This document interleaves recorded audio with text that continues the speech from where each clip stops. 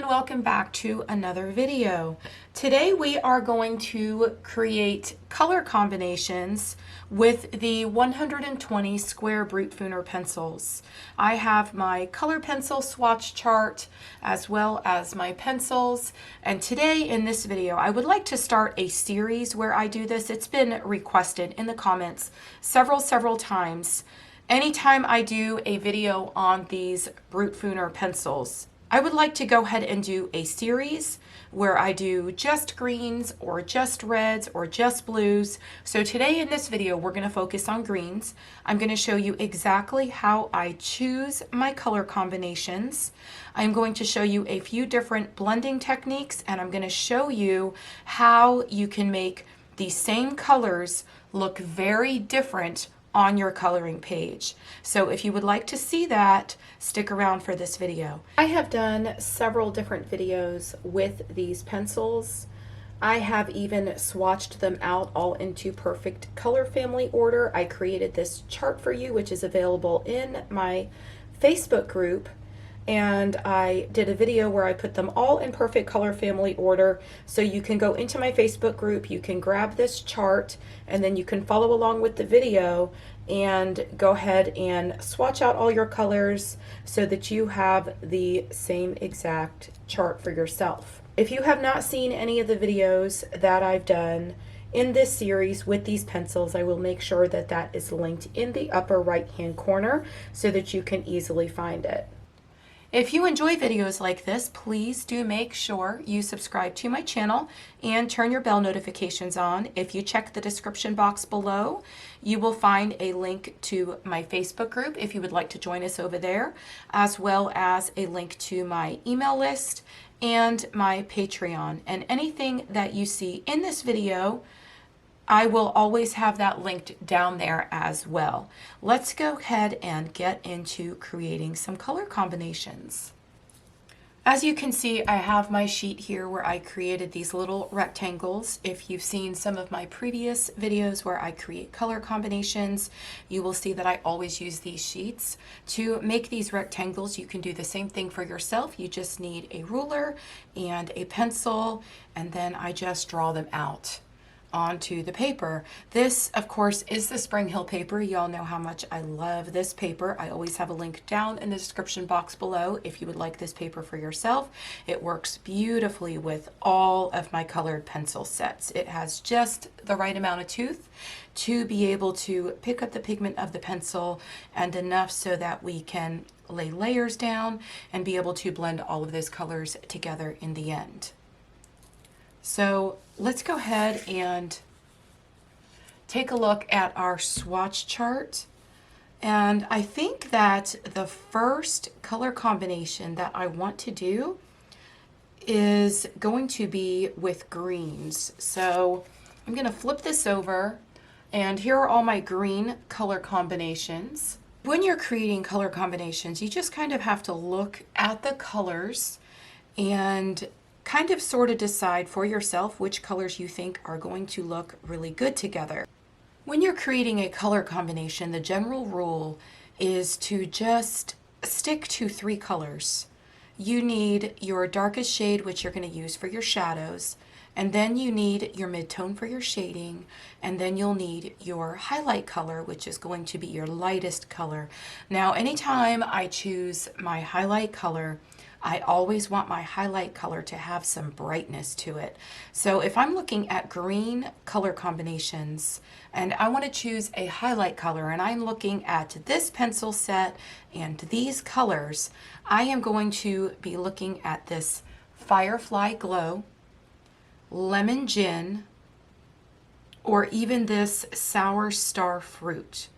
Those all have quite a bit of a pop, and they are just going to really brighten up whatever the object is that I'm coloring on my coloring page. When you're creating color combinations for greens, it's always nice to add a little bit of yellow, because once you mix that yellow with your greens, that is what's really going to make it pop.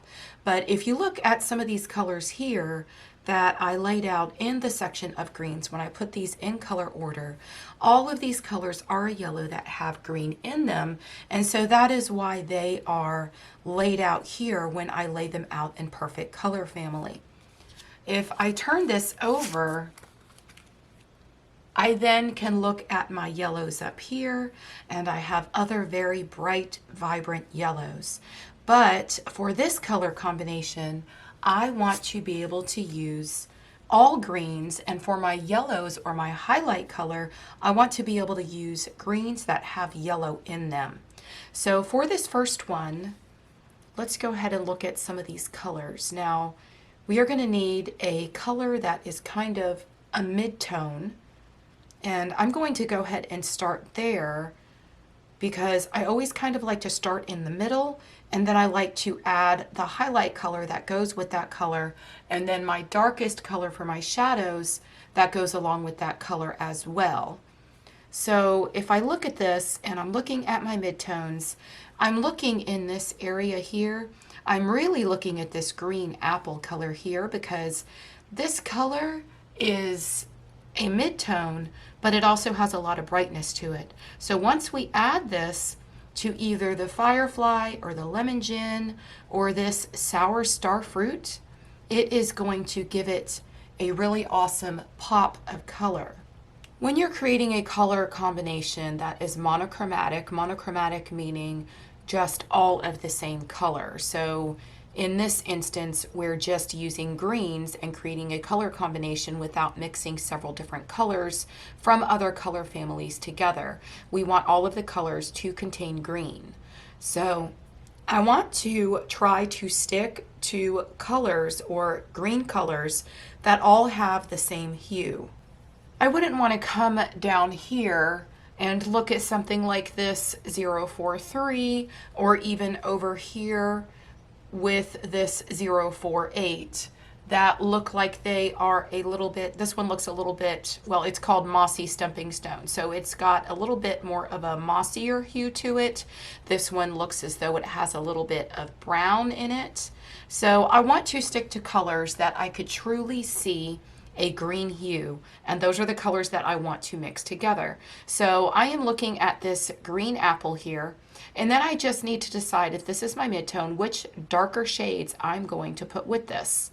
So I want to choose the green apple, which is 081, so I'm going to go ahead and grab that one. I went and grabbed my green apple, so it's this one here. And now I need to look at this green apple and I need to decide what I want to put with this. And if I flip this over, I do have more greens over here on this side. And I really want something that is really rather dark. Now, if we look at this, this looks like this dark green or 046 is our very last green over here on this side before the greens start to have blue in them, as this one does and this one does, because we are going to start getting into the ranges of blues on our color chart. Now, I want you all to understand this is why it's so important to have all of your colors swatched out, because it really helps you to be able to see the colors, to be able to put the colors together without sitting off to the side and swatching everything out to see it, especially when you've got budget pencils like this. The color that you see on the lead of the pencil is never going to match the barrel of the pencil and the color that you see there. So with that being said, you want to make sure that you do swatch out all of your colors, and I made that really easy for you because I have a whole entire video where I did it all for you. I even created this swatch chart, so you can go grab the swatch chart, sit and watch the video and swatch out all of your colors so that you have the exact same chart just like this one. And the color order is, I spent hours on this color order, hours and days. So to create this, I did a lot of swatching out off to the side, fumbling with colors, and just, I put so much time into this. So they are in a really good color order. Now let's go ahead and come over here to our combination sheet. When you're a beginner and you're putting together color combinations, try to make sure that you don't get overwhelmed by trying to choose 4 and 5 and 6 different colors to put together. Start with just 3, because 3 is going to give your object on your coloring page everything it needs to be able to just pop off that page without becoming overwhelming. So let's go ahead and take our lightest color, and I'm just going to very lightly lay some of this color all throughout this rectangle. Now this is just my first layer, and I'm just laying a light layer because I'm going to come back with the other colors and lay those colors over it. So this is my next color, which was my green apple. And I'm going to come in here and start layering this color in a circular motion over this highlight color. And I'm going to come all the way to the top and pull it down into this highlight color. And I'm going to do the same thing on this side. Now when I'm putting together my color combinations, like I said earlier, this is the way that I like to do it. I like to have my highlight color right in the center so that it is blended in with the other colors on both sides, so I could really see what it's going to look like when I lay it down on my coloring page. And by laying that first layer of the highlight color all the way from the top to the bottom, it's actually blending these two colors together. So it's also adding a little bit of brightness to my other colors because we've got a layer of that laying behind.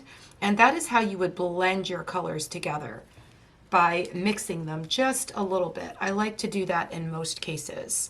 So this is my darkest color, the dark green. What was this one? 046. And I am going to start laying some of this color down now. And I'm just going to do this at the very top, and I'm going to pull it down into these other colors. Look how beautifully these pencils blend. I absolutely love these pencils. Now we're going to come back and we are going to, I think I'm going to come back with my mid-tone first, and I'm going to lay another layer of this color. I'm going to come in here where the transition is, and I'm going to pull this down just a little bit more into my highlighted area. And as I come into my highlighted area and I'm entering that highlight color, I want to pull up on my pencil just a little bit. And that is how you're going to create your transition line. You do the same thing at every transition line. So if you're not sure what, or don't know what a transition line is, it is where the one color meets the other color. Right about here is where my darkest color meets my midtone, and then right about here is where my midtone meets my highlight color. Now I have my highlight color, and I am going to come over here where these colors meet, and I'm going to go over that transition area quite a bit more using a little bit more pressure. And I'm going to pull these colors together.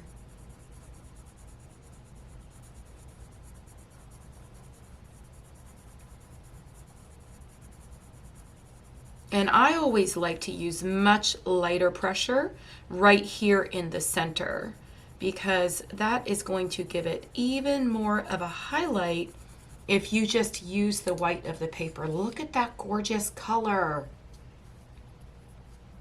There are some beautiful highlight colors in this set of pencils.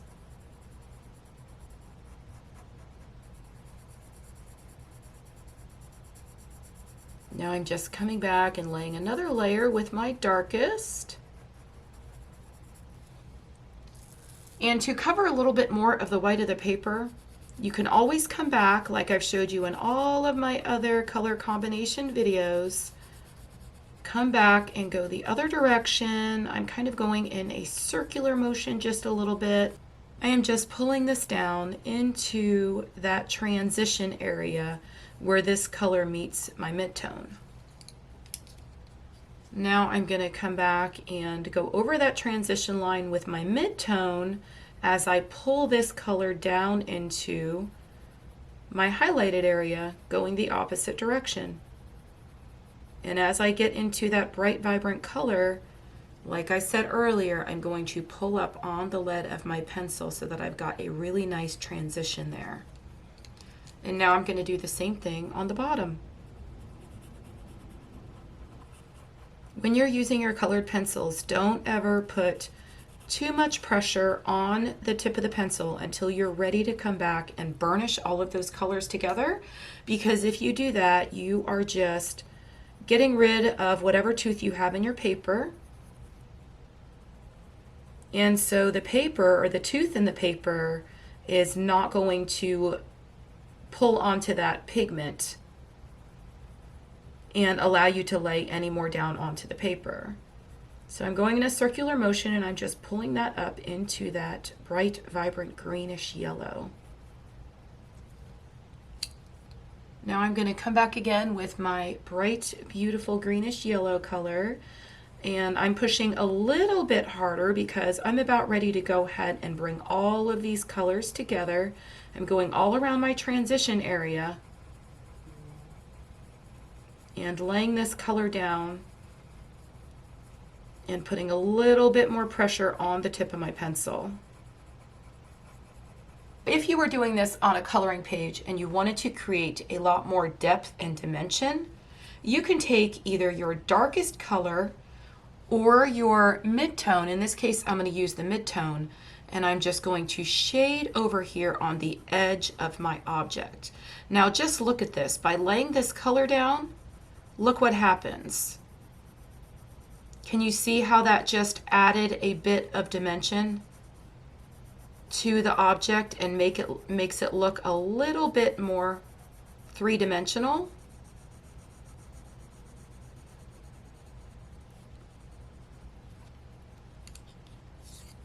I'm going to come back with one more layer, and I'm getting really close now to filling all the way to the paper. When you're coloring and you're putting together your color combinations, this is the objective. That is what you want to do. You want to fill all that way to the paper so that you can't see it or much of it anymore. In some cases, like if you were coloring an animal, then you would want to leave a little bit of that white there because you would want to show some of that texture.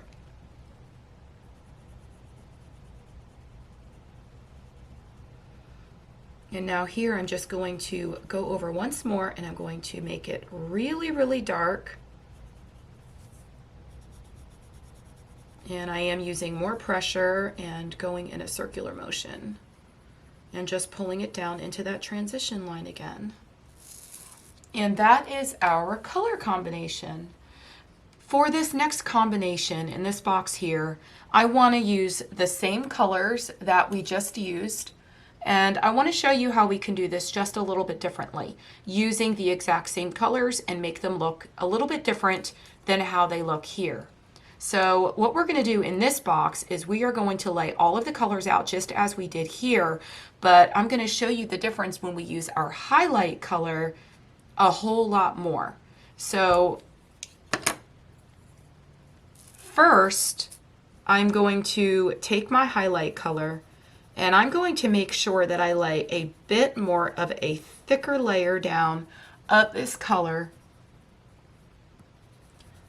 I want to make sure that I lay quite a bit more of this color down initially, creating a thicker layer than I did in the first box.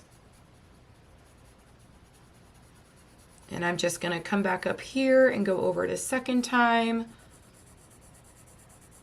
and come down and go the opposite direction just to make sure I've covered quite a bit of it. Now I'm going to come back with my second color, and I am going to lay this color in the areas where I'm going to want this color, and I'm going to come up all the way And you can see how these two colors are just sort of blending together, and you could see the bright vibrancy of the colors as they blend together.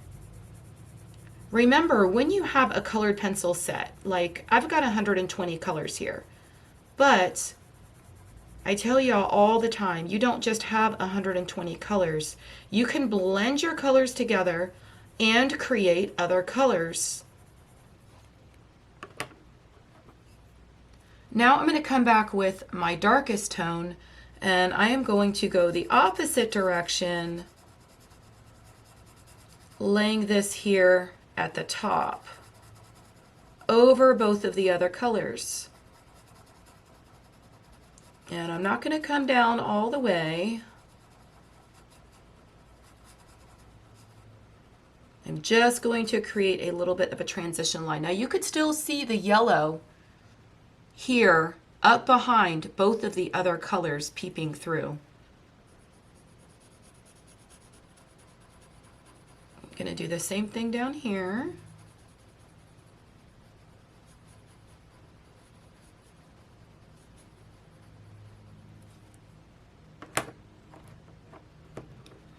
Now I'm going to come back with my mid-tone again, and I'm going to lay a little bit more of this, and I'm just going to start at that transition line and bring it down just a little bit into the highlighted area, a little bit more.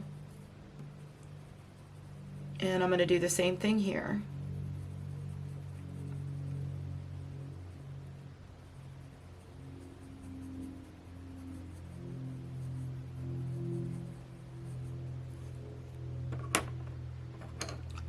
Now I have my highlight color, and now with this highlight color I'm going to start by bringing these colors here together, and I'm using a little bit more pressure because I really want this color to stand out.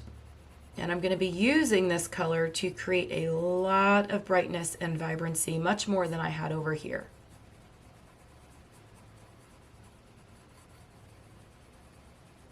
I'm coming down over all my colors, adding more of this color.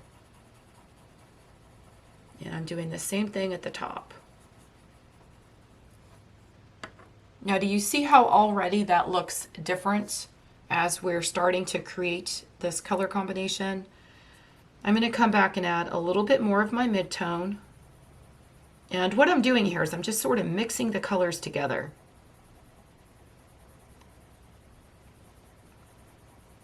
And as I come down into the area where I've got this transition line, again, I'm just going to keep lifting up that pressure off my pencil. And I'm going to do the same thing down here.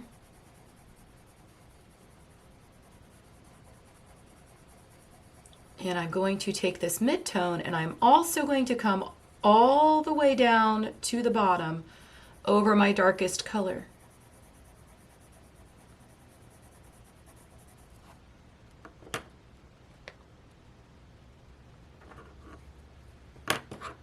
Now I'm going to come back with my lighter color, and I'm going to continue to add more of this color, creating that transition line and just bringing all of these colors together. I'm coming all the way down into my darkest color, and I'm going in a circular motion over the entire color combination. And just look how this has just brightened these colors up, even including the darkest shade.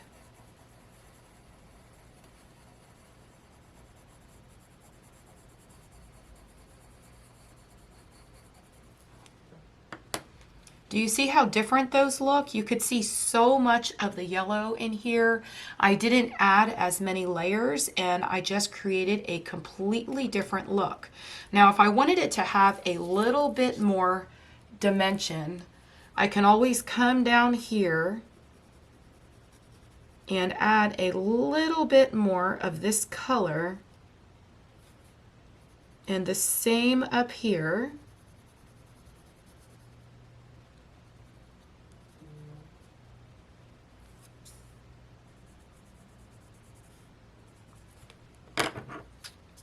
And then I would come back with my mid-tone and I would just kind of blend all of that out. And you could see that I'm using a whole lot less of my darkest tone, but I'm still using it. And I could still see those shadows. And I could come back again and lay another layer of this beautiful bright color. And the more layers I come back with and go over these transition lines, it's just going to continue to brighten it up and pull these colors together. And in this one, I want a full center rather than leaving white, so that we could really see this bright, beautiful color. And I'm coming over one last time all the way down into the darkest color, and then I'm just going to do the same up here at the top. And I am using much harder pressure now. You could see that my fingers are much closer to the tip of the pencil, and that is how you are going to put more pressure on your pencil. Anytime you want to take away the pressure of your pencil, you would just come back and lay your pencil more sideways, and you would want to do that when you are initially laying your colors down before you go to burnish everything out. But the more I continue to come back and just lay these colors down and go over this with this bright, gorgeous color, I am just filling more and more of the white of the paper and bringing it all together. And we have really just brightened those colors up. But you still have your shadows and your midtone and your highlight color. We just made it look a little bit different. Okay, so for the next box, we are going to use these same colors again, and I'm going to show you what happens when we bring in our white Prismacolor to go ahead and blend all the colors out.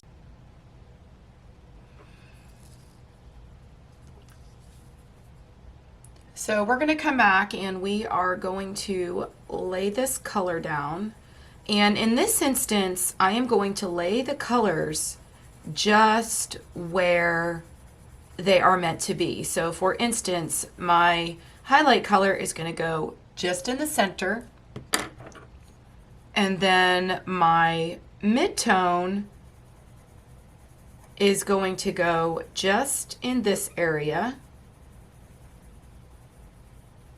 and I'm going to pull it down a little bit into that highlight, and I'm going to do the same thing down here. I'm only pulling in very little bit in this case. In this box, I am only going to pull in just a very little bit into the transition areas, and I'm only going to lay the colors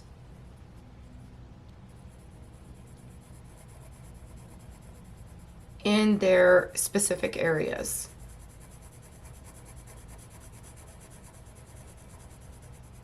So I'm only coming down into that midtone just a little bit, creating a transition line, and I'm going to do the same thing down here.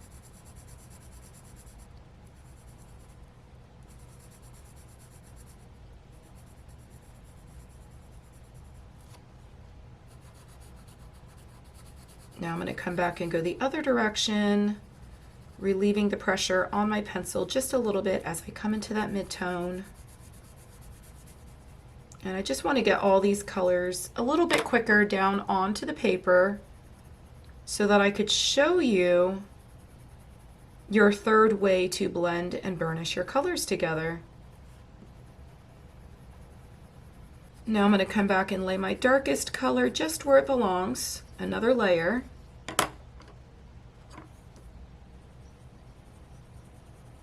And I'm using a little bit more pressure on that transition line coming down into that highlighted area. Now I'm going to do the same thing down here.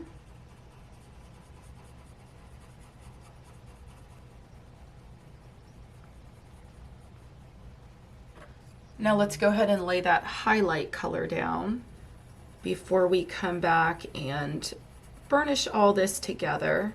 I'm going to show you the difference in what white would do if you were to use that color and burnish everything together.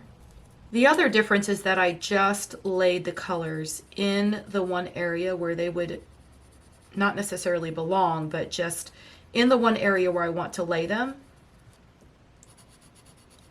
And that is because when we come back with our white, you're going to see what the white is going to do to our colors. And I'll explain that a little bit more in a minute. But do you see how much more bright and vibrant or dark? Do you see how much darker this is than this is? We used all the same colors, and you can see that they all look a little bit different.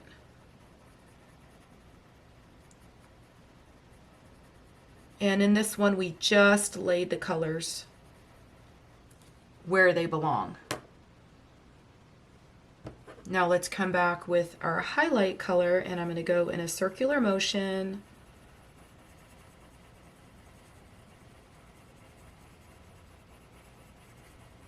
And I'm using harder pressure.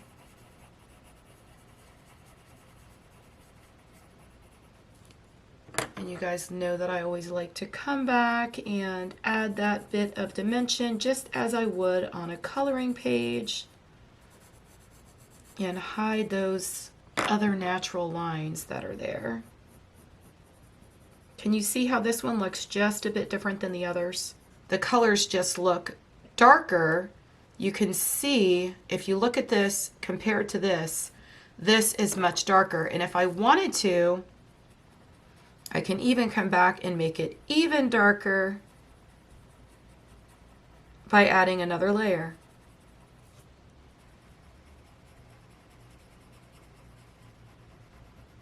I think that I may leave this one like this so that y'all could see the difference.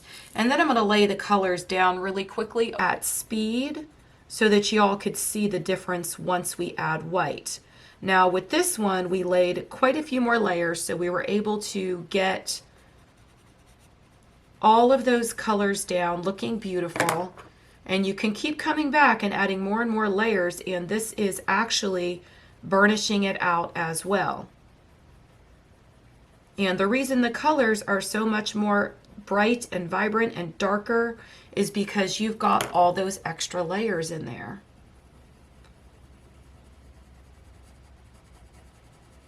And you could see the difference in what happens when you continue to just pile layer upon layer upon layer.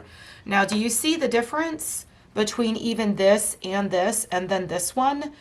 You can do so much and make so many different values of colors just by using the same three colors, any of the same three colors. You can create different looks, do different things. Now I'm going to go ahead and speed this up, and I'm going to lay all these colors down exactly like I did here, but I want this to be just like this so that everybody can see the exact differences, because it's going to look different when I come back and I lay the white down and do the final burnishing.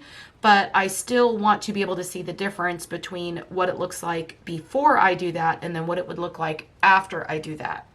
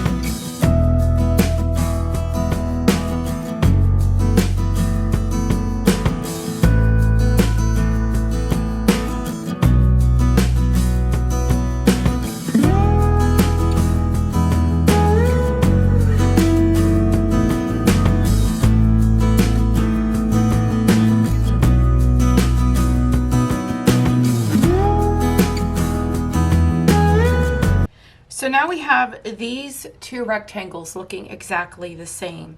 And I grabbed my white Prismacolor, and I know there's going to be a lot of questions. Can you mix an oil-based pencil with a wax-based pencil? Now, every single pencil has a mix of wax and oil. Some of them have more oil, some of them have more wax.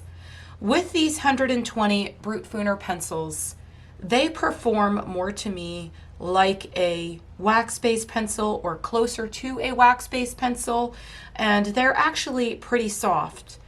If you are looking for a harder pencil, I would recommend the Starjoys. If you are looking for a budget pencil, I did a review on those, and I will link that in the upper right hand corner. I did that just a couple days ago. So those are more comparable to something like a Polychromos, and these blend a lot like a Prismacolor. So you can always blend your oil-based pencils with your wax-based pencils or use them interchangeably. It really just depends on the pencil. You have to kind of test them out and see which ones play well together.